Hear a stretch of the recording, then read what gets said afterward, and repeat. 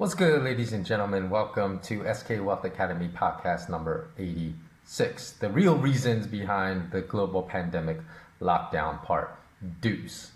Now, in part two, I'm actually just going to expand upon the ideas in part one. So we're going to dive a little deeper in this particular podcast. So I'm going to break it up into three sections. One, I'm going to talk briefly about the misinformation that is still being relayed by plenty of people online. Two, I'm going to talk about the players in the game regarding this global pandemic lockdown and why they should not be trusted. And then three, I am going to talk about the signs that existed for years that a massive financial meltdown is coming. Now, recall that I said this lockdown is a test run, but it's not a test run for nothing. It's a test run because the global bankers at the very top of the game, meaning the owners of the central banks all around the world, have basically colluded with state leaders being presidents, prime ministers, parliaments, congressmen and women all around the world to enforce this lockdown in a coordinated test run, most likely because they know the second phase of the global market meltdown that is coming is not only going to result in economic misery that is on par with the consequences created by this pandemic lockdown all over the world, but that is going to last for years. So instead of lasting for months, it's going to last for years. So, this was a test run to see what level of control they have right now, as far as how many people are going to be blindly obedient and how hard it will be to lock us down when the second phase of the global market meltdown happens. So that's what I mean by a test run. It's just not because they're doing it just to cause people to become unemployed and again, if you haven't read the articles, there are different points I make in the articles that accompany this. I'll put it in the show notes below. Again, there's always lots of links.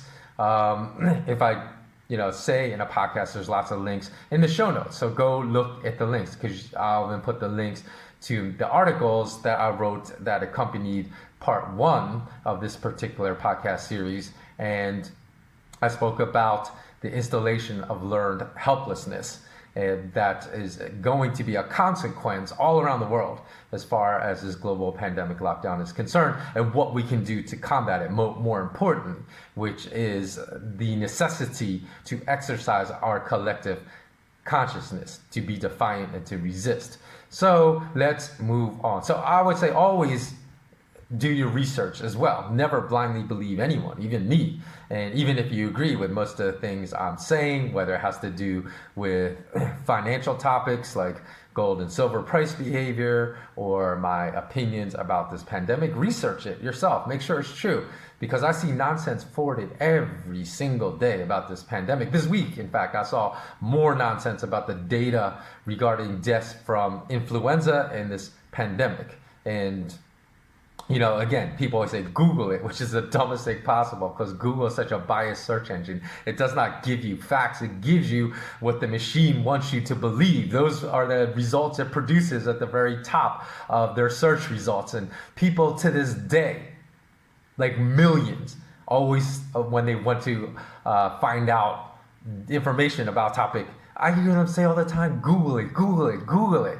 And they're just deluding themselves, thinking they're getting true information. Unless it's something simple, like what is the atmosphere on Jupiter or on Mars, and what is the atmospheric composition of the Earth's atmosphere, stuff like that. Of course, you're going to get the truth. But when you're looking up in political information, or even information about like a health pandemic, you're not going to get results that provide accurate information.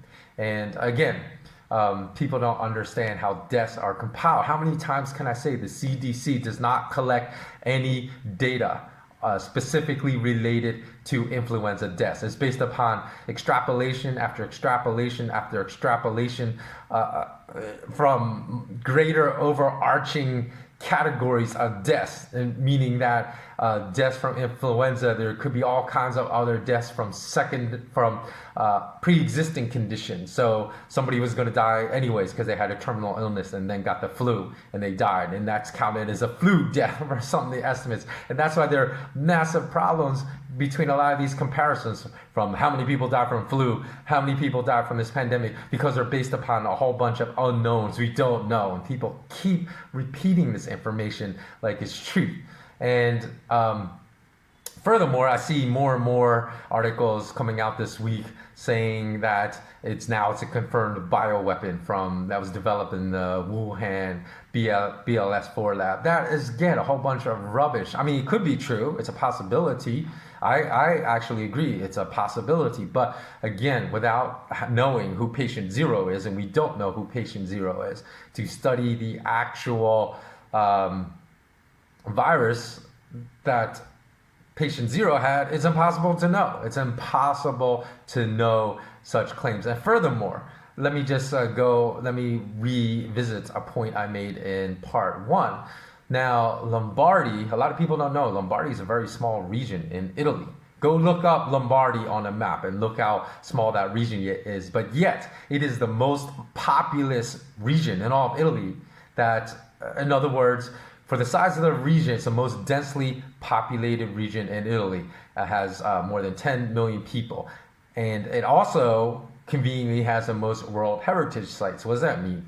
Well, having the most World Heritage Sites in all of Italy means you're going to get a lot of tourists. So what would be conveniently the region you would want to see get infected to spread this infection to the rest of the world? The most densely populated and a region that receives heavy tourism. Oh, coincidence, it's Lombardi, and Lombardi just coincidentally happens to have a BLS4 level lab. So in New York, they said the strain that was causing all this rampant infections and death in New York, and again, we don't know the real number of deaths because the real number of deaths only applies to the number of healthy people with no prior pre-existing medical conditions that compromise their immune system that died. We don't know these figures. I'm sure somebody in New York knows these figures, but they certainly are not telling us.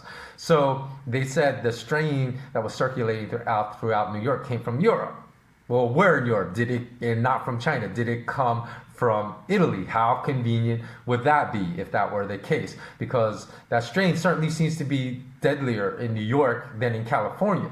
Certainly seems to be deadlier in Lombardy, Italy, than the strain that is in other places around the world. So could that have been a bioengineered weapon that leaked in Lombardi from their lab? You know, I'm just raising questions. Again, these are unknowns. There's no facts in what I'm stating, but there's certainly questions that need to be raised. Now, I actually went to the website of the BLS4 lab because the name of the lab is Azienda Ospedale Luigi Sacco. Now, I don't know if I'm pronouncing that correctly because I'm pronouncing it like it's Spanish. I don't speak Italian. But anyways, I don't read Italian, so it was hard for me. I was trying to see if they're actually working on coronavirus research at that lab. And it would not shock me if they were, because then the questions I raised really need to be asked. So if someone that reads Italian is listening to this podcast, can you go to their website and see if they're doing research on coronavirus, and in particular that bat coronavirus in that lab they had in Lombardi. But there's also a part of the website that says private. So I'm wondering, it seems to be for employees of that lab only. So maybe details on specifically what research they were engaged in is in that private section, and they don't tell the public. Now, the other misinformation before I move on that I want to state is that, you know, they keep saying that the WHO is bought out by the Chinese, so that's why the WHO is spreading all this misinformation.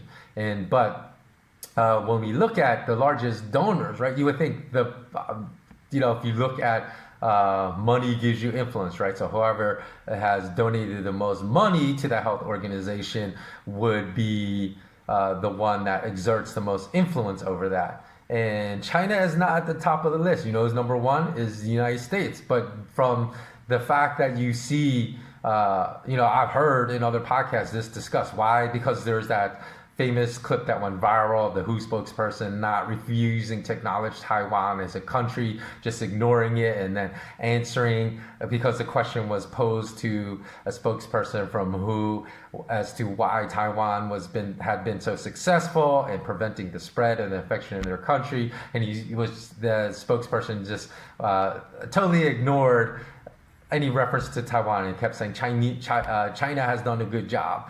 So people say, in one of the podcasts I listened to in which they're discussing this, they say, why is that? Why? That's really weird. Why does the WHO person refuse to acknowledge Taiwan? And then the answer was because China gives so much money to them. That's why they absolutely control WHO because of all the money they give to it. But if you actually go look, those are not the facts, because China is the number one donor now. If you look at certain sites, and again, I'm going to put all the links in the show notes below so you can go check it out for yourself. By nation, China is the second after the United States, but WHO also accepts a lot of private donations. Is actually number 2 on the list, and who actually may be number 1 in overall is Bill and Melinda Gates Foundation, because it has been listed on their foundation balance sheet that they have pledged $682 million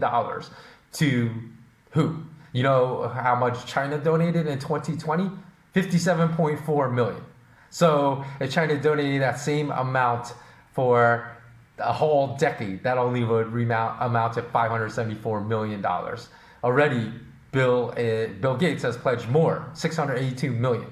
So again, when we say China controls it, the biggest donors are the U.S. and Bill Gates. So is U.S. China?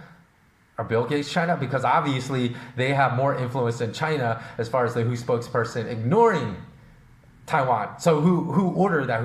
Someone ordered that WHO spokesperson to do that. Was it people it's more likely, if you look at financial contributions, that was Bill Gates that ordered that, or the United States. So that's what I'm saying.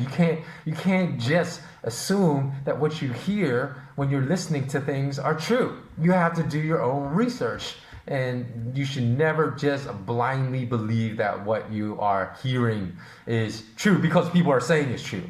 And okay, now let's go and look at the players. So the players obviously are billionaires, very powerful billionaires, besides, in addition to just the obvious state players, meaning the heads of state like prime ministers and presidents. So we have to stop, first of all, before I move on to state leaders, we have to stop looking at billionaires as philanthropists just because the media portrays them as philanthropists, because many of them only engage in philanthropy or acts of philanthropy for the goodwill, the good PR that they receive because of their so-called philanthropy, meaning donations to charitable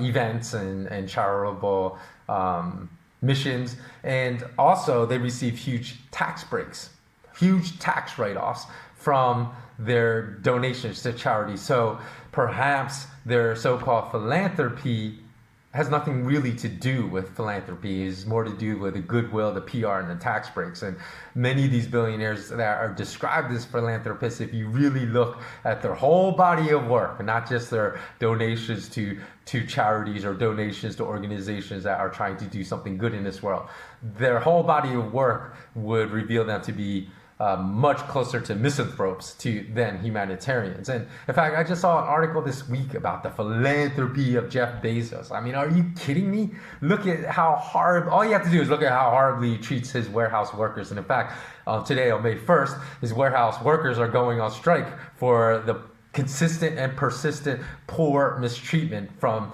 Jeff Bezos. And if you look at his outsourcing, even because Amazon outsources to Chinese factories to build Amazon products like the Kindle and what's that stupid surveillance product that people buy, the Echo. I think it's called the Amazon Echo, right? And again, he treats them even worse than he treats his warehouse workers, because he basically treats them like indentured servants. And in the Chinese factories that he makes Amazon products, they have been consistently found guilty of violating human rights and labor laws, even violating the labor laws in China. So tell me how someone that treats his own workers so terribly can be a philanthropist. I mean, come on, we got to use our brain, people. So if we ignore all the terrible deeds and actions of billionaires just because they donate money to good causes and call them philanthropists, then guess what? Pablo Escobar perhaps was one of the greatest philanthropists the world has ever seen. So let's move on to state leaders now. Now, these state leaders, when you look at just their totalitarian response, like Modi, who locked down a nation of 1.4 billion people. Modi, I never trusted this guy, although he seems to have some kind of cult of personality among middle-class Indians that I truly cannot understand why they love this guy, because he has really done nothing to help his country move forward as far as being a state of peace and love. Just look at what's going on in Kashmir right now. So again, I never trusted Modi, and especially like when in 2016, I wrote an article. Again, you can find the link to the article more than 4 years ago. And our title of the article, Critical Warning About the New Indian Gold Demonetization Plan, which is exactly the opposite of what Modi was saying. Modi was saying this was a gold monetization plan, which only an idiot would state. Because, again, like I rarely engage in ad hominem attacks calling someone an idiot, but in this case, this was pure idiocy, and I can prove it. So if you prove why you're stating someone is an idiot, that's not an ad hominem attack. Because first of all, you can't monetize something that's already money. Gold is already money. So he was saying he was monetizing it. And in fact, he said this was a gold monetization plan, but if you looked at it, what he was urging all Indian citizens to do was bring their physical gold to a bank and receive a piece of paper in return. That's demonetization. So that's why I say he was lying to people. And thank God, Indians did not believe him and did not take their gold to the banks and get this tiny, teeny, tiny little interest rate that they were going to pay them for storing their gold at Indian banks, because the appreciation and price, especially in Indian rupees, has destroyed. It's been exponentially better for Indians to have held their gold since 2016 than to have brought it in, got a piece of paper saying they own the gold, which no one knows because you can't audit the bank to prove the gold is there. And then physical gold can be seized, as anyone knows, in any nation under national emergency situation. So you never want to take your gold to a bank. You never want to listen to what that delusional leader in India, Modi, was trying to steal gold from Indian citizens. So if you want to know the truth about Modi, I would say ask a Sikh. And even though the Sikh population in India is only like 2%, I've met many Sikhs throughout my life and have always found Sikhs to be really upstanding people. I'm not saying, of course, 100% of Sikhs they're bad people in every type of religion, but of all religions in India, I would trust the Sikhs the most, even though they are just minute, like I said, only constitute 2% of the population. I've lived in nations that had large Sikh populations, and that's why I've met a lot of Sikhs. So if you really want to know what's going on in Kashmir, ask a Sikh. If you really want to know about Modi, ask a Sikh. And why would I say this? If you look at the principles of Sikhism, among the principles, treat everyone equally. Be always absorbed in meditation and prayer. Make an honest income by honorable methods, which is one of the standard pillars. Some of my pillars of my upcoming SK Wealth Academy courses have principles of Sikhism in them, and I didn't even know, because that's one thing I urge is people not to just, especially young people that are graduating and moving on to their careers, not just to seek a career based upon a career that will pay them the most money, but make an honest income by honorable methods. That's one of the pillars of my SK Wealth Academy. Other pillars of Sikhism: share earnings, selflessly serve others, avoid the 5 sins of ego, and they carefully live to specific not only individual but community standards. I'm always saying, whatever you do, leave a positive social footprint, not only in your local communities, but also at the global level whenever possible. So Sikhs tend to be very ethical and spiritual in everything they do. And in fact, for those that don't know why they wear the head turban, the reason they do is a constant reminder on a daily basis to practice their beliefs, so it prevents them from being a hypocrite. And their values, if you just listen to the values I just iterated are the exact opposite of the values of Modi and most of our other state leaders. So again, when we look at our state leaders, President Trump has spread so much disinformation about this global pandemic. And in fact, if we listen to global leaders like the ones in Mexico, the ones in Sweden, and again, I'm not saying that Sweden, the herd immunity that they're trying to achieve wasn't a bad idea. I just say it was a poorly executed idea, because the facts that we know about this virus is it is dangerous to the vulnerable section. So they should have tried the herd immunity with the non-vulnerable section, and that would have been fine. But there's no need for those thousands of vulnerable to die, because the vulnerable needed to also protect. The non-vulnerable segment of society, the overwhelming portion of society is not vulnerable, needed to also take preventative measures, healthcare measures to protect the vulnerable, and then that would have been fine. So we just have so many world leaders spread more disinformation than truth. Now I'm going to go on to the reasons of this learned helplessness is being imposed by this global pandemic lockdown, because the second phase of this global crisis is going to be much worse. So what are the signs we've seen in the past? Right? Because there are so many, and I've discussed so many, as I said, on my new site at malamalama.com/WordPress. Somebody asked me, what does malamalama mean? It's a Hawaiian word that means light. So I'm trying to spread light, brilliance, clarity of mind. That's what it means. So these are all things I'm trying to spread. So in other words, if we look at even going back before the 2008 global financial crisis. So this is just another iteration, what's happening now, the 2008 global financial crisis, because the bankers never cared to solve the problems that caused that. In fact, they exacerbated it and they elevated the problems. As I discussed in my articles, which again, I'll put the links in the show notes below, the greatest undisclosed threat to the global financial system, parts 1 and parts 2. So read them both, because you have to read both to really understand the massive financial risk and the fact that a second greater meltdown is going to happen than what we saw in the first quarter of this year. It's imminent. It's imminent, meaning most likely it's going to happen within the next 12 months. So even before the 2008 financial crisis, we saw some of the rats, the proverbial rats fleeing the ship, because N.M. Rothschild, they left the London Gold Price Fix Committee after heading and chairing that committee for over 100 years, since 1919. So, or actually slightly less than 100 years, because 100 years would be 2019. They left it in 2004, and they quit that. So we saw, initial signs. Why would they leave the Gold Price Fix Committee? Because as I speculated back then, because I actually wrote an article in 2004 when it happened, I speculated they knew that that the fraudulent way of setting the global gold price, right, which is that paper price, the spot price by which all derivative contracts are, settled by that spot price. They knew, because we see this decoupling happening now, they knew they would lose control and that they couldn't make any more profits, for years and years on, and trying to create a fraudulent gold price. So that's why they fled. Which I speculated back then in 2004, which has become a lot clearer today.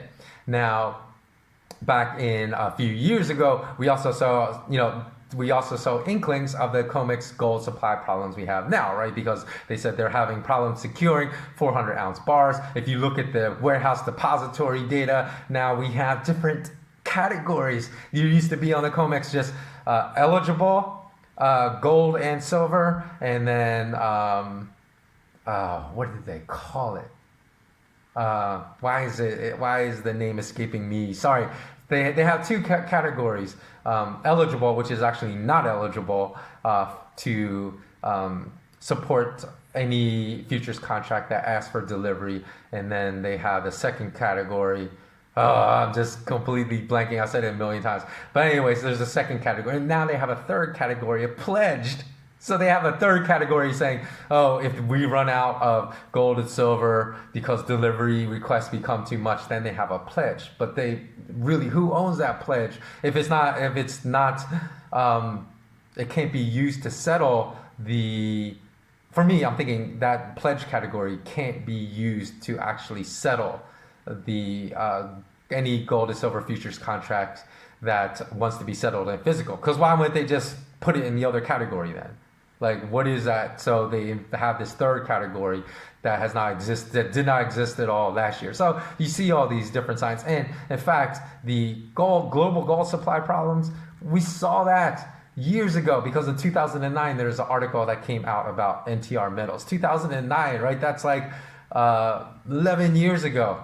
And this was NTR Metals was a division of Elemental LLC, which would sell gold to different depositories, including the London Bullion Market Association, and including to the COMEX warehouses, the Bank of Nova Scotia, or Scotia Makata, because Scotia Makata is a division of the Bank of Nova Scotia, and they were providing gold that backed futures trading that was illegal in 2009. Now, if there was enough gold supply to do it legally, why were the two biggest futures trading markets in the world, in London and New York, sourcing its gold from despicable, repugnant sources, from drug cartels that engaged in forced labor, meaning slavery? They engaged in labor, slavery, human trafficking, devastating the environment because they operated illegal gold mines in Peru, and they provided. Now, which is really funny is that both the LBMA and the COMEX said they have an audit system to ensure that any gold supplier they use to supply gold bars that back futures trading in London and New York is not coming from illegal sources. They say they do their due diligence in vetting the supply chain. Well, obviously they did not do any due diligence, because how hard would it have been to discover that these gold bars, and you know how much it was? They said between 2012 and 2015, the company reportedly imported $3.6 billion worth of illegal gold. And I'm not sure how much of that $3.6 billion ended up in warehouses in London and New York that backed futures trading, but it was definitely confirmed that illegal gold did end up in London and New York warehouses, specifically with Scotia Makata. So, the thing is, with these particular organizations, right, that warehouse the gold, warehouse the physical silver that backs futures trading in London and New York, why not buy directly from the mines? Producing gold miners sell their supply directly to customers. So in looking at the financial statements of gold producing companies in the past, when I still had my research company with gold and silver mining stocks, I discovered Samsung, which is a major Korean company that most people are aware of from Samsung smartphones. They had a multi-year deal with some gold miners to buy a certain amount of their gold production directly from them every year for multiple years. So why would not the London warehouse, is coming from a credible legal source? Why were they buying from drug cartel mined gold? So already you know that there was some kind of supply problem in the global gold supply dating back all the way to 2009. And not only that, let's look at how in 2008, the global banking system almost collapsed. And a lot of what most people never learned back then, and still don't know today, 12 years later, is that there were severe problems with liquidity in the entire global banking system back then. And that the only thing that kept the global banking system afloat was drug money, just as the drug gold kept some of the trading in the London futures and New York futures market afloat. It was drug money. In fact, Antonio Maria Costa, the head of the UN Office on Drugs and Crime, said he had hard evidence that the only liquid investment capital available to some banks on the brink of collapse in 2008 came from drug cartels, because there was a problem with cash in the global banking system. And he said majority of the $352 billion of drug profits was absorbed into the economic system because of the global banking liquidity crisis that developed in 2007 and 2008. So he said without that money, it would have collapsed. So if you have a problem understanding why now that, I read just this week, the U.S. central bankers balance sheet increased by $6.6 trillion. And why is the balance sheet increasing by $6.6 trillion in 1 week? It's because they're buying everything under the sun to help banks not go under. They're assets that are very weak. They're buying them, giving them far greater than market value to keep them afloat. Now, the crazy thing is, remember back in 2008 when people were in an uproar about the $850 billion bailout given to banks. But even though that eventually grew to, I think it was $29 trillion, at least what could be documented, people were up in arms of the $850 billion bailout. Today, this is how things have changed so much. Nobody even bats an eye that the U.S. Central Bank expanded their balance sheet by $6.6 billion in 1 week. So I'm going to end this podcast with the dollar delusion question. Are you aware of the dollar delusion? Because I've had these exact same talks about disinformation with American expats that I've encountered in Asia. And despite the information that I relay to them, they say they have zero concern because it is, in their words, impossible for the US dollar to collapse. So why do you think this dollar delusion persists? Because the things that are going on right now and that have gone on since 2008 is going to lead to a major collapse of a major global fiat currency, in which it is likely that will collapse to its intrinsic value, even if people don't see that it collapsed to its intrinsic value. Meaning, like what happened with the German mark after after the World War happened, right? That the German mark collapsed and they had to invent another German mark to take place of the old German mark and just used an exorbitant exchange rate. So you had to change in so many of your old marks just to get one new German mark. And so that is an example of a currency collapsing, basically.